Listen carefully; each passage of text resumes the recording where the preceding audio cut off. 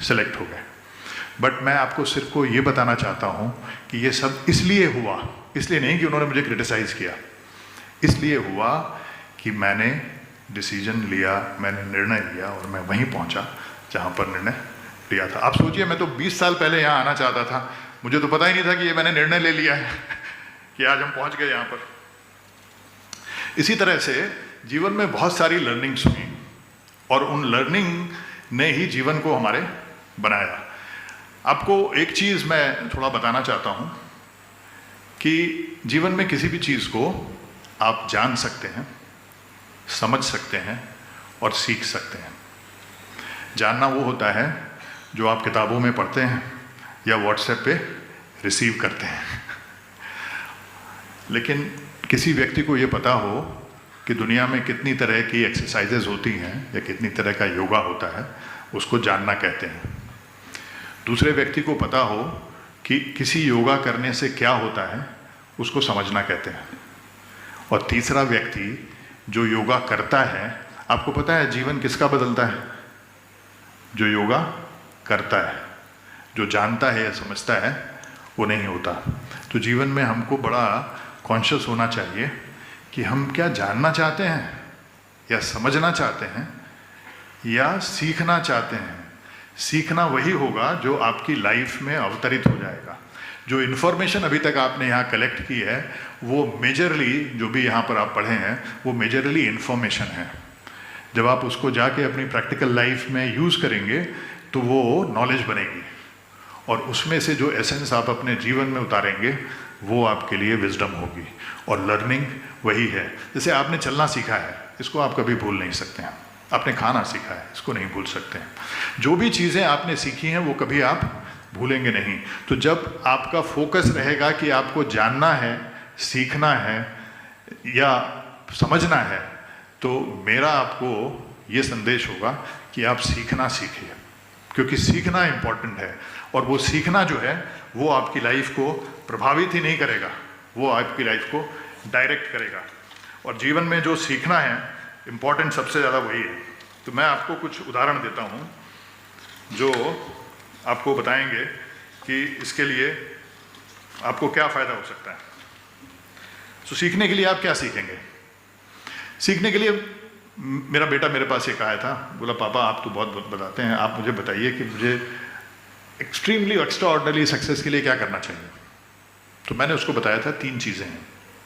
अगर तुम 3 चीज़ कर लोगे या कोई भी 3 चीज़ें कर लेगा तो वो हमेशा सक्सेसफुली होगा, no matter what you are doing. Number 1, learn fast, जल्दी सीखो।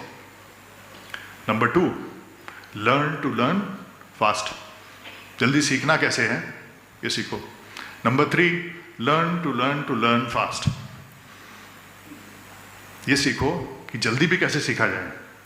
और उसके बाद ये सीखो कि how to always look for excellence. If you look for excellence you will always be successful. If you look for success, you might get some time, but it will not be enduring success. So learn fast, learn to learn fast, learn to learn fast. Learn empathy, learn courage, learn to support others, learn to motivate others, learn not to get disappointed, learn how to handle failures, learn how to handle success. Learn how to stand for others. Learn how to stand for values. Learn how to respect. Learn how to appreciate. These are the learnings of life which can make you not only successful but great.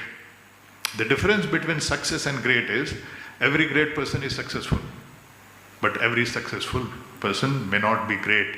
And the only differentiation between them is the human qualities. And the best is care and share.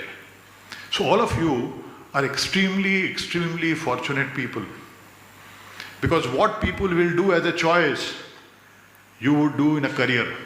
Imagine it. What people want to do, what I am doing after leaving a job, you are going to do in your job. The only difference is that don't do it as a job. Keep your heart with it.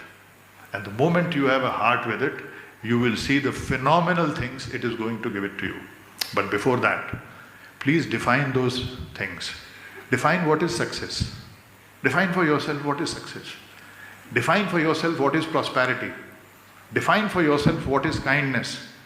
Define for yourself what is happiness. Because if we don't define, the problem of our society basically is that we don't define things. Neither our parents tell us to define it. माँ कहती है बच्चे से कि बच्चे अच्छे बच्चे बन जाओ, बट वो ये नहीं बताती है कि अच्छे बच्चे का मतलब क्या है, और ना ही हम ऐसा सोचते हैं. तो जीवन भर हम अच्छे बनने की कोशिश करते रहते हैं, only to listen from others कि ये अच्छा तो बना लेकिन उतना अच्छा नहीं बना. So please be very cautious about these things. The next point I want to touch upon is that, India is growing, and our vision of our Prime Minister is to make India Viksit Bharat. Is a wonderful initiative, and I am sure that India will become a Viksit Bharat. But when you start looking of your situation today, there are two indexes from which you can know where you are. One is the global standard, which is called GDP, which you all know. But I believe that is not the real lens for knowing the condition and status of a society. Therefore, I always advocate PPP.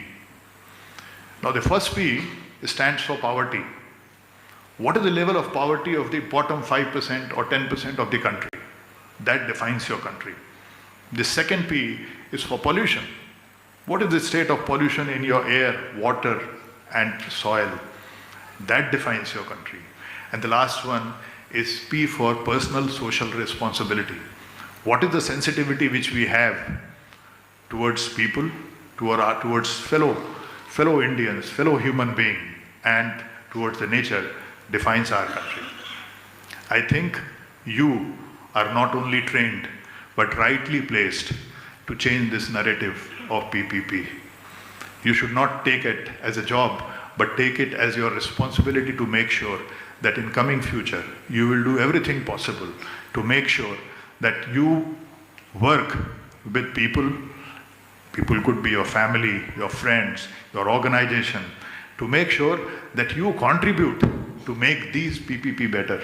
And the last one, which is the personal social responsibility, it is one of the most fundamental part for any society. The moment you start looking the difference between underdeveloped, developing and developed society, you would find that their sensitivity towards nature and people is different. And unless we go there, I don't think we will be a Viksit Bharat. I don't want to say it Vibhats Bharat, but you never know. आज के दिन एक किसी बूढ़े व्यक्ति को जहाज से उतरने में प्रॉब्लम हो जाती है क्योंकि जो पीछे के लोग आते हैं उसको धक्का देते हैं. Can you imagine? मैं बहुत सारी कॉन्फ्रेंसेस में जाता हूँ चांसलर साहब, और बहुत सक्सेसफुल लोगों से पूछता हूँ कि आपने भलाई का या गुडनेस का लास्ट काम कब किया था? आपने कब किसी को बोला कि आप पहले बैठ जाइए? आपने कब किसी को पानी ऑफर कर दिया? आपने कब किसी का बक्सा उठा के ऊपर रख दिया? आपने कब किसी को एक रोड क्रॉस करा दी? मतलब कब किया है आपने? तो ऐसा तो नहीं हो सकता कि जीवन भर आप सक्सेसफुल तो रहें लेकिन भलाई से आपका रिश्ता ना हो. अनफॉर्चुनेट पार्ट ये है कि मानव का धर्म भलाई है, सक्सेस नहीं है. बट हम सब उस दौड़ में लगे हुए हैं. तो मेरा कहना है कि आप उस दौड़ में शामिल ना हो, या शामिल हों तो ऐसे शामिल हों कि बाकी चीज़ें आपको मिलें, और जो मिलेंगी, लेकिन आप मूल को ना भूलें, ये ना भूलें कि आपको पहुंचना कहाँ है. मुझे पता नहीं मुझे कितना टाइम दिया गया था, बट मैं तो वैसे ही टाइम से आगे पहुंच गया हूँ. तो मेरे यही कुछ पॉइंट्स थे. मैं बहुत आपको घंटों भर बोल सकता हूँ, है ना, क्योंकि मेरे जीवन में कहानियाँ बहुत ज़्यादा हैं, लेकिन मैं कहानी वाला बनना नहीं चाहता. तो इससे पहले कि मैं अपनी बात ख़त्म करूँ, जब मैं वहाँ से निकला तो फिर मुझे लगा कि मुझे कॉर्पोरेट से निकला कि मुझे क्या करना है. तो मैंने डिसाइड किया कि मुझे दुनिया की कोई सबसे बड़ी प्रॉब्लम सॉल्व करनी है. And initially I started adopting schools and transforming them. But soon I realise कि ये सबसे बड़ी प्रॉब्लम नहीं है. अगर एजुकेशन सबसे बड़ी प्रॉब्लम होती तो वो सारे कंट्रीज जहाँ पर एजुकेशन है वहाँ पर प्रॉब्लम नहीं होती. So then I deciphered for myself that the biggest problem of the world is that we all want goodness around us to be happy, but we have created a world where we only appreciate success. And people do what they get appreciated for. Therefore, 98-99% people work for success. And with the result, with the lack of appreciation, the goodness is shrinking in this world. मैं जब रुड़की जाता था तो मेरी माँ मुझे बोलती थी कि बेटा जाते ही चिट्ठी लिखना. ओवरनाइट ट्रेन से आने के बाद 1-2 दिन तो मैं दोस्तों के साथ खो जाता था, फिर चिट्ठी लिखता था. 4 दिन के बाद, 5 दिन के बाद उसको पता चलता था कि उसका बेटा ठीक से पहुंच गया. But during this time was she worried? Absolutely not, because she knew that the society is there and goodness is there and somebody will take care.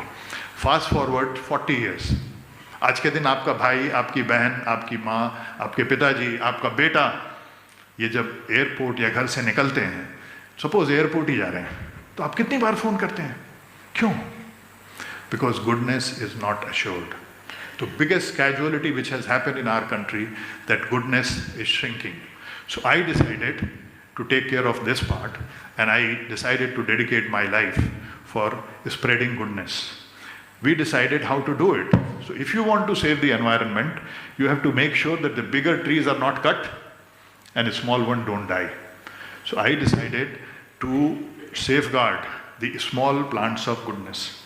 We started looking for people who are working selflessly for society, and then we started supporting them with emotional, moral, financial and intellectual support, and over a period of time grow them into NGOs. So like that, so that the goodness survives.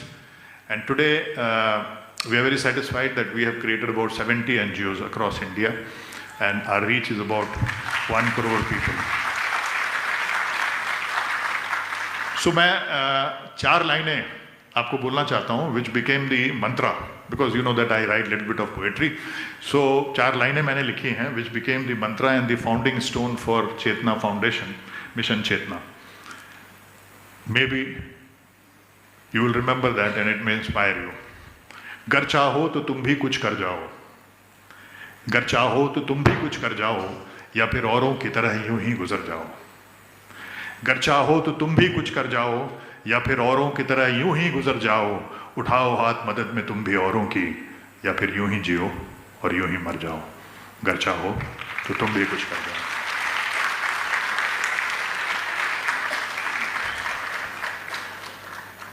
आपको पता नहीं है कि मैं आज अपने आप को कितना भाग्यशाली महसूस कर रहा हूँ कि ना ही सिर्फ मैं यहाँ आके देख सका, बट कन्वोकेशन में आके आप सबसे मैं बात कर सका. मुझे नहीं पता कि ये आपको कितने दिन चीज़ें याद रहेंगी, लेकिन अगर इसमें से एक चीज़ भी आपको याद रही तो मेरा ऐसा मानना है कि जितना इम्पैक्ट उसने मेरी लाइफ को किया है, और मेरी लाइफ का इम्पैक्ट मैं आपके चांसलर साहब को बता रहा था कि मेरी उम्र 60 से ज़्यादा है, बट आज तक मैंने कभी एक रात की नींद को खोया नहीं है. मेरी उम्र 60 साल से ज़्यादा है, लेकिन आज तक शायद ही किसी ने मुझे ऐसा नहीं देखा होगा कि मैं खुश नहीं हूँ. और मुझे लगता है कि ये फंडामेंटल्स हैं, और without this life does not have the same thing. So I am really excited every day because I am getting much more than what I deserve. So मेरी ये प्रार्थना है कि ईश्वर से कि वो आपको सदैव एक ऐसा एनवायरनमेंट दे जहाँ आपको प्रेरणा मिले ठीक से चीज़ों को देखने की. मेरा ऐसा मानना है कि किसी भी रेस में आप जीतेंगे या हारेंगे ये आपके पुरुषार्थ पर निर्भर है, लेकिन किस रेस में होंगे ये आपकी ब्लेसिंग्स के ऊपर निर्भर है, और ब्लेसिंग्स कोई आपको दे नहीं सकता, आपको अर्न करनी पड़ती है. तो मेरी आपके लिए बहुत बहुत शुभकामनाएं कि आपका जीवन, आपका करियर बहुत अच्छा रहे, सक्सेसफुल रहे, और सक्सेस की परिभाषा आप स्वयं निर्धारित कर सकें. आपके जीवन में वो सब कुछ मिले जिसके आप अधिकारी हैं, और आप अधिकार प्राप्त करना जान सकें. आप जीवन की जो फाउंडेशन है वो शांति है, क्योंकि उसी के ऊपर आप सुख और आनंद बना सकते हैं. तो आप अपने जीवन का अपना माइंडसेट ऐसा कर सकें कि जिसमें वो शांति आपके साथ सदा रहे. तो मुझे कोई आश्चर्य नहीं होगा कि आप सब के सब, you would all become this successful professionals, but more than that, you would all become successful human beings. आप इस बात को इससे सीखिए कि 70, 75, 80 साल जितना भी समय हम जीते हैं, इस समय पे हमारे अंदर आनंद की वृद्धि होनी चाहिए। और अगर 75 साल के बाद भी हम रोते हुए जा रहे हैं इस दुनिया से, तो इसका मतलब हम गलत रोड पे ट्रैवल कर रहे थे। जैसे जैसे समय बीतना चाहिए, हमको ज़्यादा शांत और मुस्कुरा के जाना चाहिए। तो अगर वो एक आइडिया है, अगर वो एक टारगेट है, तो आपको पता होना चाहिए कि आपकी रोड सही चल रही है कि नहीं। जीवन में पॉइंट ए से पॉइंट 2 पहुंचने के लिए, और अगर आप नहीं पहुंचते हैं, सिर्फ 2 ही तरीके हैं कि आप वहाँ नहीं पहुंचेंगे।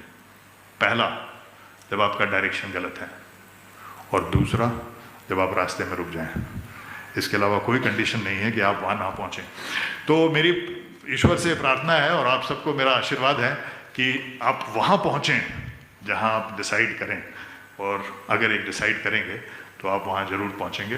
अब मैं अपनी बात को ख़त्म करता हूँ, लेकिन मैं चाहूँगा कि एक बार